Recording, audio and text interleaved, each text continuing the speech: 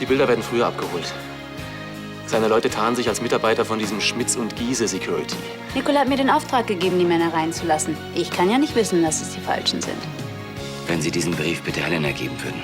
Ich erledige das sofort. Auf keinen Fall sofort. Morgen. Geben Sie den Brief Helena morgen. Versprechen Sie mir das, Justus. Sie können sich auf mich verlassen. Danke.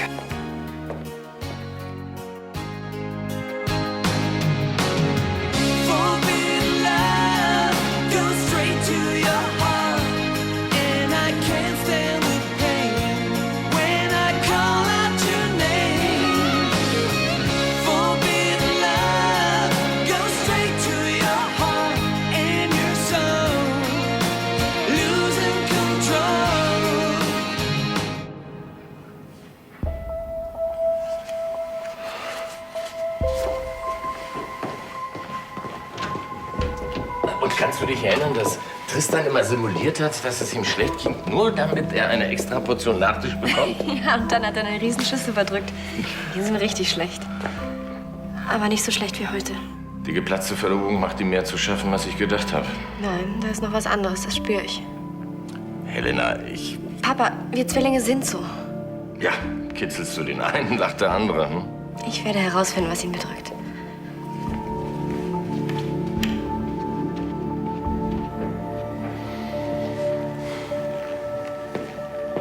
Was macht die denn da? Offenbar kontrolliert sie den Frachtschein. Na, hoffentlich hat dein Kollege seine Männer gut gebrieft, sonst können wir die Bilder vergessen. Das sind Profis, keine Sorge. Seit wann rauchst du wieder? Seit jetzt. Es ist definitiv der falsche Augenblick, die Nerven zu verlieren. Eben, deswegen fange ich jetzt an, damit ich sie nicht verliere. Kann ich noch etwas für Sie tun? Nein, danke, Frau Weber.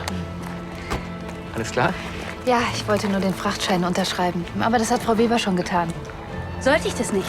Doch, doch, es ist alles in Ordnung. Vielleicht wollte ich den Transport nur ein wenig verzögern, weil ich mich von den Bildern nicht trennen kann. Aber egal. Oh, meine Sachen. Warte, ich helfe dir. Danke.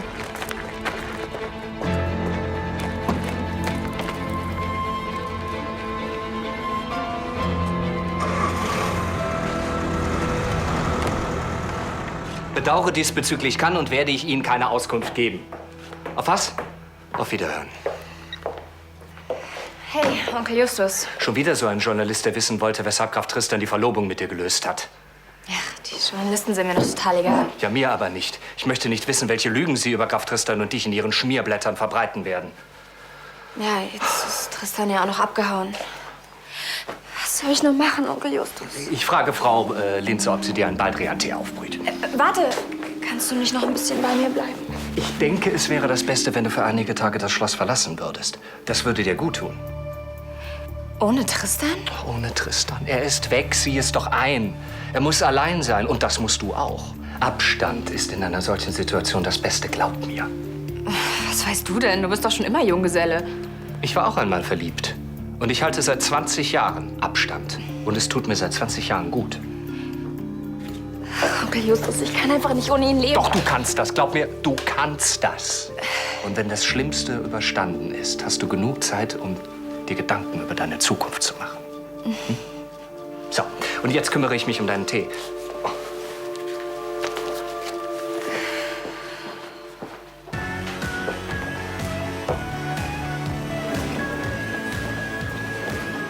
Ja, also, wir müssen deswegen ja nicht gleich heiraten. Schade. Normalerweise heirate ich immer sofort jeden Typen, der mich küsst. Also, dann sind wir uns einig. Ja klar, es war nur ein Kuss, nicht mehr. Quasi ein Missverständnis. Das letzte Missverständnis hat mich meine Beziehung zu Helena gekostet und mich fast ins Gefängnis gebracht. Dafür werde ich Tristan und Jessica auf ewig hassen. Hey, Dude! Hey. Die New Yorker sind wir. Ja, wie ich sehe, habt ihr uns gar nicht vermisst. Ja. So, und die Geschenke gibt es später. Miri, ich muss los. Dann hau schon ab, die paar Getränke schaffen wir auch alleine. Ich bin jetzt nämlich der weltbeste Daiquiri-Mixer der Welt. Und hallo. Bist du sicher? Weil ihr seid doch gerade... Ach du, wir sind topfit. Also, mach einen Abflug, nimm dir ein Taxi, geht aufs Haus. Okay. Tschüss. Na, dann hätte ich jetzt gerne mal einen von diesen Hammer-Daiquiris. Ja, ich nehme auch einen. Auspacken können wir später. Wie, habt ihr beide denn gar keinen Jetlag?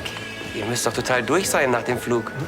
Naja, die Economy war total überbucht, deshalb wurden wir upgegradet in die Business Class. Ja, und ich möchte nie wieder anders reisen. Wir hatten jede Menge Platz, uns einfach nur auszustellen. Leute,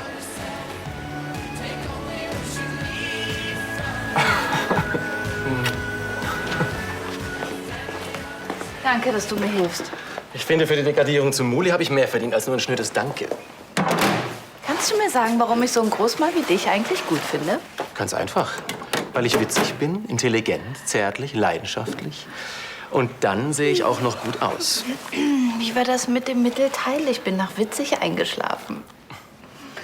Wollen wir gleich was essen gehen? Ich hätte Lust auf einen Burger mit Pommes. Klingt gut. Im No Limits? Aber morgen würde es mir besser passen. Wieso? Hast du noch was vor? Ich muss noch eine Rede schreiben. Für den Wirtschaftsverband. Ah, eine Rede. Der vielbeschäftigte Prinz. Noblesse oblige.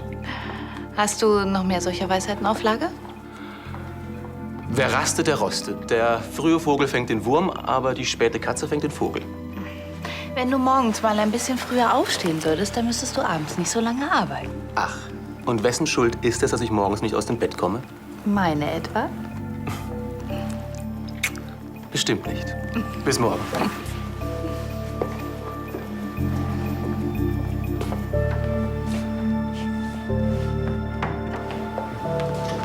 Und wenn Sie der Contessa Ihren Mandelpudding gebracht haben, gehen Sie bitte sofort zur Gräfin Lahnstein. Justus, warten Sie bitte. Haben Sie Tristan gesehen? Ja, aber das ist schon eine Weile her. Wissen Sie, wo er jetzt sein könnte? Leider nicht, Graf Lahnstein. Aber Sie wissen doch sonst immer über alles und jeden Bescheid. Warum nicht auch über meinen Bruder? Es ist wirklich wichtig. Elena, bitte. Schon gut, Entschuldigung. Ich habe den ganzen Tag über den neuen Gärtner eingewiesen. Tut mir leid, wenn Sie wollen, kann ich den Grafen suchen lassen. Ja, tun Sie das. Und geben Sie uns Bescheid, wenn Sie etwas erfahren. Sehr wohl. Vielleicht ist ein Park. Ja, kann sein. Kommst du mit? Ja. Okay, hier. Und jetzt. Pass auf. Hier, Andi. Den musst du probieren. Ist ein Rezept aus dem Club in Little Odessa. Ja. Und bevor du jetzt wieder schweinische Gedanken bekommst... Stopp. Herr Cocktailmixer. Little Odessa ist ein Stadtteil von New York. ja, das ist doch da, wo die ganzen Russen wohnen. Ich hatte nämlich mal was mit einer Ukrainerin, die kam von da. Nicht nur Reisen bildet, sondern auch Frauen. Jedenfalls, die Stadt ist der absolute Wahnsinn. Habt ihr denn eigentlich gar nicht geschlafen? Wart ihr nur shoppen und feiern? Ach, also gefeiert haben wir so gut wie nie. Wir haben uns höchstens mal von den Clubs inspirieren lassen. Doch, wir haben schon geschlafen, zweimal genau. Auf dem Hin- und auf dem Rückflug. Oh ja. Guck mal da. Sehr gut. Dann kann ich gleich mal was klarstellen. Lieb dich.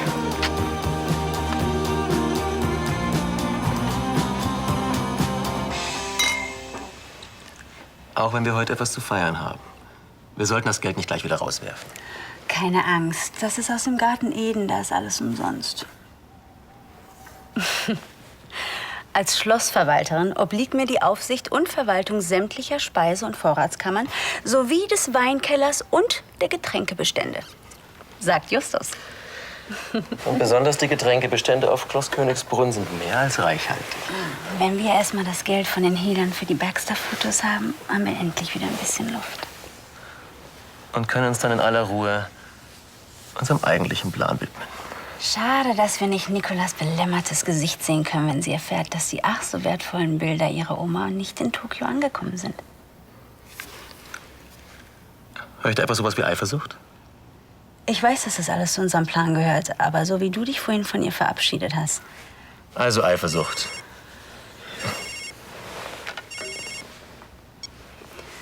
Ja? Wie bitte? Aha.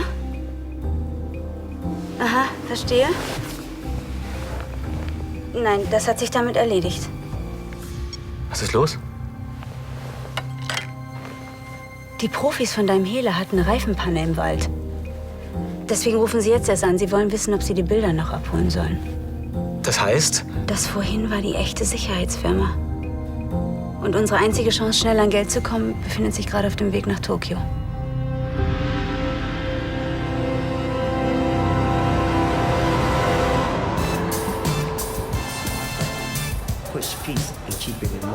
Sein letztes Wort ultimativ? Nie wieder Party? Partys schon, aber nicht mehr mit dir. Ich organisiere meine Partys wieder alleine. Ach, du willst doch nicht dein Leben lang B- und C-Menschen in deiner Klitsche abfüllen. Ich bringe dir die coolen, die lässigen, weil ich die richtigen Connections habe. Es wird auch irgendwie ohne deine Hilfe gehen. Aber wir waren ein Weltklasse-Team. Ja, wir waren. Es tut mir leid, Rob, aber es ist doch auch für dich bescheuert, wenn du ständig mit dem Typ abhängst, in den du aussichtslos verliebt bist. Lass das mal meine Sorge sein. Jetzt locker bleiben. Andi, ich bin locker. Klar. Und glotz da nicht so rüber. Wir können aber endlich fertig werden da. Ja, es dauert halt ein bisschen, weil... Oh, Rob knutscht gerade mit deinem Freund rum. Was? Hey, hey, hey, Hey. Süß deine Eifersucht. Sehr witzig, Andi. Ja, fand ich auch. Und? Ab heute sind die Events im No Limits absolut robfrei. Ich auch.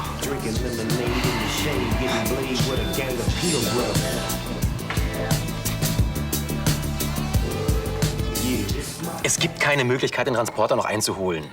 Wir brauchen dringend eine Idee, wie wir wieder flüssig werden, damit du dich an Nicola ranspielen kannst.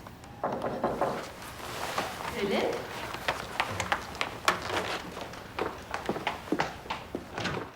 Ja, bitte? Na, wie weit bist du? Ein bisschen werde ich noch brauchen. Worum geht's denn in deiner Rede, wenn ich fragen darf? Um Astrophysik. Für dich ist das bestimmt besonders öder Stoff. Was machst du eigentlich hier? Nichts? Nichts. Ich dachte, ich könnte dich hiermit vielleicht zu einer kleinen Pause animieren. Sehr lecker.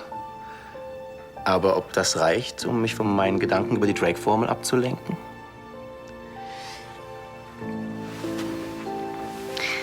Wie wär's damit?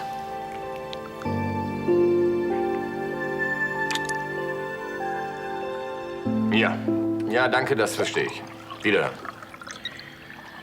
Und? Es ist, wie ich gesagt habe. Vor 48 Stunden können Sie nichts unternehmen. Und was, wenn ihm etwas passiert ist oder wenn er sich etwas antut? Helena, Tristan hat eine Verlobung platzen lassen. Ich glaube nicht, dass er sich in einer so verzweifelten Situation befindet. Das sage ich doch die ganze Zeit. Es muss noch einen anderen Grund geben. Was soll ich machen? Den Polizeipräsidenten anrufen? Wenn es sein muss, ja. Okay. Okay. Na, der wird sich bedanken. Ich habe den Mann vor erst vor ein paar Tagen kennengelernt. Und jetzt rufe ich ihn schon mitten in der Nacht an. Ich muss raus hier, verstehen Sie? Ja, das verstehe ich. Würden Sie den anderen nicht sagen? Bitte. Entschuldigung, aber ich glaube, Sie können den Polizeipräsidenten schlafen lassen. Der Graf hat heute Abend das Schloss verlassen. Mit leichtem Gepäck. Was? Wo ist Tristan? Pardon, Comtesse, ich weiß es selbst nicht. Er wollte es mir nicht sagen. Eigentlich habe ich ihm versprechen müssen, mit niemandem darüber zu sprechen. Siehst du, Tristan will einfach nur alleine sein. Das hätte er uns doch selbst sagen können. Hat er sonst noch irgendetwas gesagt? Darüber kann ich Ihnen leider keine Auskunft geben. Ist gut, Justus, danke.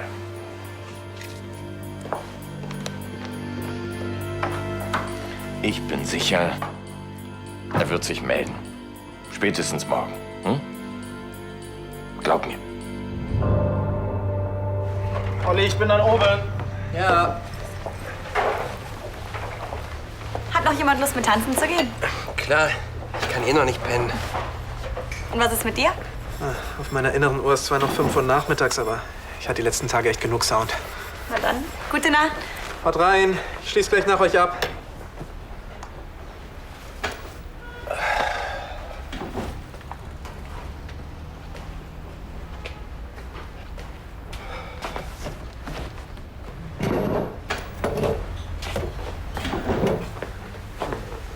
Hallo. Was willst du denn schon wieder hier? Ich wollte dich auf eine kleine wilde Party nach Köln mitnehmen. Freunde von mir feiern auf dem Fernsehturm, nur für Special Guests. Dann viel Spaß. Das könnte auch für dich interessant sein. Das Einzige, was mich heute noch interessiert, ist mein Bett. Mit meinem Freund, der darin neben mir liegt. Und so spannend wie der Murmel ist. Süßer, du verkaufst dich unter Wert. Sag mal, hast du es immer noch nicht kapiert? Wir beide machen weder Partys zusammen noch sonst was. Also hau ab und lass mich in Ruhe. Hey, jetzt bleib mal locker. Ich soll locker bleiben, du Arschloch. Christian hatte wahrscheinlich die ganze Zeit recht mit seinen Vermutungen. Dir ging's hier nie darum, irgendwelche coolen Events aufzuziehen. Das war alles nur Masche. Damit du hier deine Drogen verticken kannst und vielleicht noch, um mich in die Kiste zu kriegen. Jetzt hör doch mal mit diesem Spinner auf. Hey, dieser Spinner ist mein Freund, den ich liebe. Der tausendmal mehr wert ist als so ein abgehalfterter Junkie wie du. Also hau ab und lass dich hier nicht mehr blicken.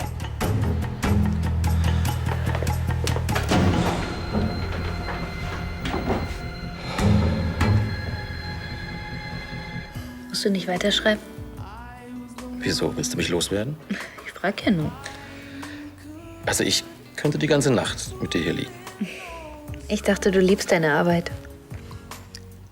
Es gibt Ereignisse, gegen die ist Arbeit weder Berufung noch Profession. Aha, und welche Ereignisse sind das?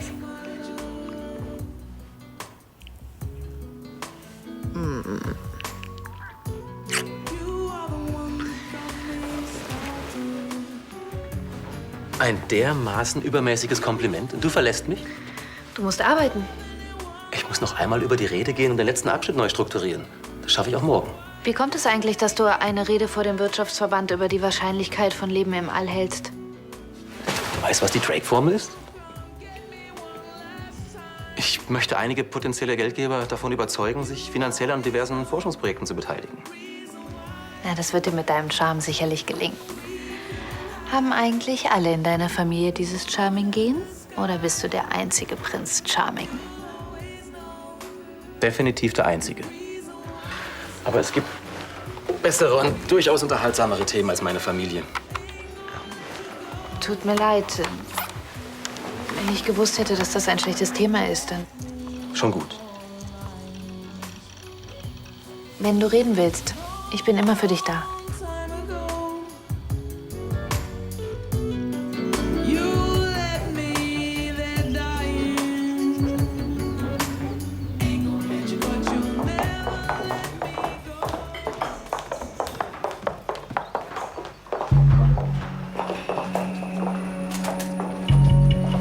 Jessica!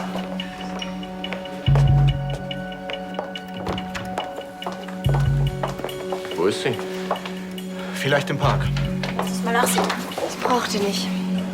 Ich habe Tristan die ganze Nacht, ich weiß nicht wie oft, auf dem Mailbox gesprochen und seit um 5 Uhr morgens geht nicht mal mehr die an. Das muss aber überhaupt nichts heißen. Vielleicht ist einfach nur sein Akku leer. Ich habe die ganze Nacht nicht geschlafen. Ich musste ständig nur an Tristan denken. Ich habe einfach Angst, dass er sich was antut. Ach, Tristan ist überhaupt nicht der Typ, der sich was antut. Gar keinen Fall, das würde er niemals tun. Meinst du? Warum hat er uns dann keine Nachricht hinterlassen? Das ist nicht seine Art. Normalerweise bespricht er alles mit mir. Normalerweise, ja. Aber jetzt möchte er lieber alleine sein und das müssen wir akzeptieren, Helena. Also gib ihm doch einfach die Zeit, die er braucht, ja? Ja, vielleicht habt ihr ja recht.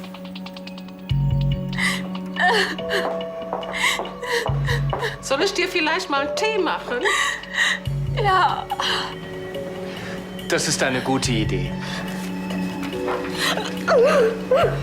Ich kann einfach nicht ohne ihn leben.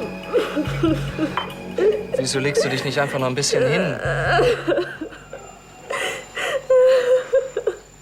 Enjoy. Eggs on the roll with bacon and cheese. Danach willst du nichts anderes mehr im Leben, glaub's mir. Deswegen sind die Amis wahrscheinlich auch so fett. Ich habe sogar 2 Kilo abgenommen in New York. Kein Wunder, wenn man wie hier nur shoppen und feiern geht. Als Mann vom Bau brauchst du doch deine 4000 Kalorien am Tag. Mindestens. Das ist ja der Hammer.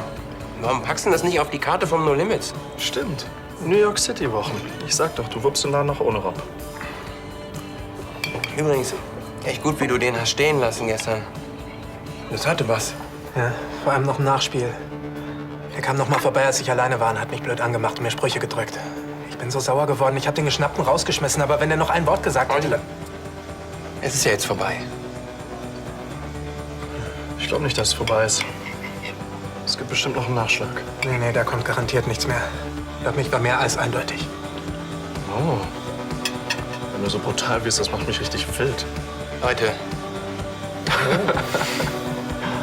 Sagen Sie dem Gärtner, er soll das bitte erneuern. Durchlaucht. Hatten Sie eine geruhsame Nacht? Danke der Nachfrage, ich kann nicht klagen.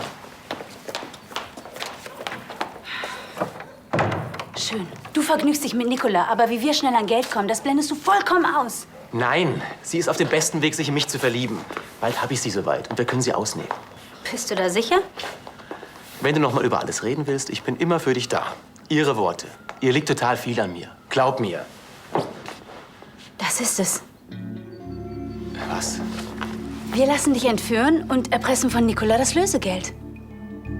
Bitte? Antonia, sag mal, spinnst du? Niemand würde sich an Nicola wenden, wenn es um Lösegeld geht, sondern an meinen Vater. Ja, und mit dem bist du seit Jahren verstritten. Mensch, Philipp, es müsste dir doch ein leichtes sein, Nicola rührselig von einem Zerwürfnis zu erzählen und dass du für deinen Vater gestorben bist. Ich weiß nicht. Hört sich eher nach schlechten Krimi an. Nicht, wenn wir es richtig machen. Doch mal bitte zu mir. Hallo, Olli. Martin. Hey, alles klar? Herr Becker. Ja, also geht so. Zu Hause ist gerade einiges los. Bei euch? Wie war New York? Sehr geil. Oh, du warst wohl doch nicht so furchteinflößend, wie du dachtest. Na super. Sorry. Ja. Ich kann dir ja schon mal ein paar Fotos zeigen, komm. Weil es nicht gerade Hunderte sind? Ach, Tausende. Was genau von Hau ab und lass dich hier nicht mehr blicken ist bei dir nicht angekommen. Ich weiß, ich wollte mich bei dir entschuldigen. Auf einmal. Ja, es war uncool von mir, total und absolut nicht meine Art, aber ich war voll überfordert und dann bin ich wohl emotional Amok gelaufen. Glaub mir, das ist mir total peinlich. Okay, dann vergessen wir die Geschichte. Danke, Mann. Aber lass dich hier trotzdem nicht mehr blicken, okay? Kriege ich denn noch einen letzten Kaffee, bevor ich gehe? Miriam, einen Kaffee schwarz, bitte. Oh, geht nicht, die Kaffeemaschine spinnt schon wieder. Was ist denn schon wieder? Olli, dauert's noch lang? Ein paar Tage vielleicht noch. Okay, don't worry, ich muss weiter. Ciao, ciao und danke.